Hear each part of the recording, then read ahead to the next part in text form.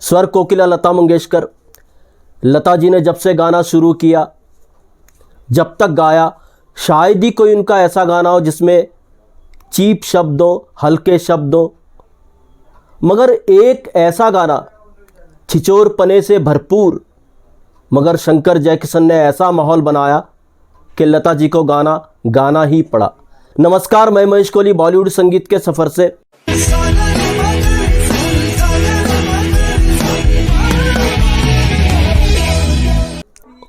दोस्तों, इस किस्से की शुरुआत होती है 1954 की एक फिल्म जिसका नाम था बूट पॉलिश। आर.के. बैनर की ये फिल्म थी।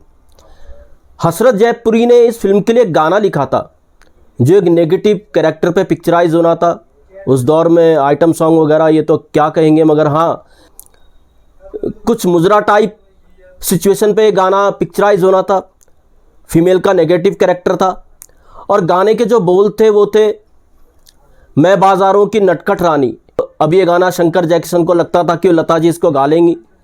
लता जी को बुलाया जाता है, इस गाने को बताया जाता है, तो लता जी इस गाने को गाने से इनकार कर देती हैं। उनको लगा बाज़ार शब्द ठीक नहीं है। अब शंकर जयकिशन ने हसरत जयपुरी को कहा कि अब बाज़ार शब्द को हटाओ। बाज़ार शब्द की जगह जो गाने में लाइन आती है वो कुछ इस तरह से आती है कि मैं बहारों की नटखट रानी। अब लता जी को बताया जाता है कि हमने ये गाना चेंज कर दिया, बाज़ार की जगह बाहर आ गया है, मगर लता जी को न जाने क्या सूझा, उन्होंने गाना गाने से ही मना कर दिया। उन्होंने कहा ऐसा गाना वो नहीं गाएंगी। उनको पता नहीं, उसके बाद भी उनको कुछ गाने में हल्कापन लगा उसके शब्दों में। खैर, ये गाना तो किसी तरीके से शंकर जयकिशन ने आशा भोसले जी से गवा लिया। फाइनली ये गाना मैं बहारों की नटखट रानी आशा भोसले जी ने ही रिकॉर्ड किया। मगर दोस्तों, इसके ठीक 10 साल बाद फिर राज कपूर साहब के बैनर की एक बहुत बड़ी फिल्म के गानों पर काम हो रहा था और इस फिल्म के जिस गाने की मैं बात कर रहा हूँ वो गाना भी हसरत जयपुरी साहब ने लिखा था। जाहिर सी बात है, आर.के. बैनर की फिल्म थी, शंकर जयकिशन इसके म्यूजिक डायरेक्टर थे। अब शंकर जयकिशन को ये पता था गाना लता जी ये गाएंगी नहीं। उनको पता था इस गाने में छिचोरपना है, शब्द ऐसी हैं, तो लता जी इसको मना कर देंगी। मगर राज कपूर साहब चाहते थे कि लता जी ही इसको गाएं और लता जी की आवाज़ में ही ये गाना अच्छा रहेगा। अब शंकर जयकिशन फंस गए। उनको पता था लता जी इस गाने को गाएंगे नहीं, मगर राज कपूर जिद पे अड़े हुए थे कि गाना लता जी से ही गवाया जाए। तो खैर, शंकर जयकिशन एक प्लान करते हैं। शंकर जयकिशन आपस में बात करते हैं क्यों ना एक ऐसा माहौल बनाया जाए रिकॉर्डिंग का कि लता जी इस गाने को जल्दबाजी में गा दें। यानी रिकॉर्डिंग की सब तैयारी करके रखो, लता जी को लगे अर्जेंसी है, गाना रिकॉर्ड जल्द करना है, और लता जी जल्दबाजी में इस गाने को गा दें और उनका काम भी हो जाएगा, राज कपूर साहब का भी काम हो जाएगा। तो खैर, लता जी से कांटेक्ट किया जाता है और लता जी को बताया जाता है कि एक बहुत ज़रूरी उनको एक रिकॉर्डिंग करनी है, गाना रिकॉर्ड करना है और जल्द ये गाना रिकॉर्ड करके देना है, आप किसी तरह स्टूडियो आ जाइए। लता जी स्टूडियो पहुंची। उनको लगा कोई बहुत अर्जेंसी में गाना देना होगा, रिकॉर्ड करना होगा।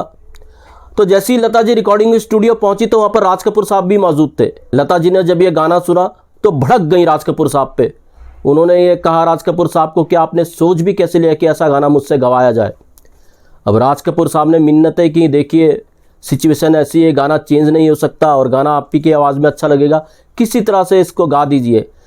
लेकिन माहौल ऐसा बना रखा था, रिकॉर्डिस्ट, म्यूजिशियन सब तैयार बैठे थे, गाना रिकॉर्ड होने ही वाला था। इस तरीके की सिचुएशन उन्होंने बनाई थी शंकर जयकिशन ने। तो लता जी ने भी सोचा, प्रोफेशनल सिंगर थी, लेजेंड सिंगर थी, उनको लगा अगर ये गाना उन्होंने नहीं गाया तो शायद बहुत बड़ा नुकसान होगा। माहौल इस तरीके का बना हुआ था कि लता जी को ये गाना रिकॉर्ड करना ही पड़ा।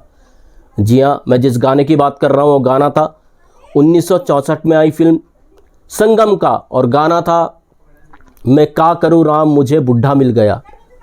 दोस्तों, लता जी ने अपने कई इंटरव्यूज़ में कहा है कि उनका जो सबसे चीप गाना है वो मैं का करूँ राम मुझे बुढ़ा मिल गया। और उन्होंने बार बार इंटरव्यूज़ में ये भी कहा कि इस गाने को लेकर के राज कपूर साहब से उनका झगड़ा भी हुआ था। उनका ये भी कहना था कि ये गाना उन्होंने रिकॉर्ड तो कर दिया था मगर इस गाने को उन्होंने फिर कभी नहीं सुना, और इस गाने के कारण से उन्होंने संगम पिक्चर भी नहीं देखी, ऐसा लता जी का कहना था। कई इंटरव्यूज़ में उन्होंने इस तरीके की बातें कहीं। तो दोस्तों, ये था नायाब किस्सा, मैंने सोचा आपसे शेयर करूं। बहुतों को ये किस्सा पता भी हो और शायद ना भी पता हो, मगर किस्सा मज़ेदार था। तो दोस्तों फिर मिलते हैं किसी और वीडियो में किसी और किस्से के साथ। महेश कोहली को दीजिएगा इजाज़त। Good bye, good luck and take care.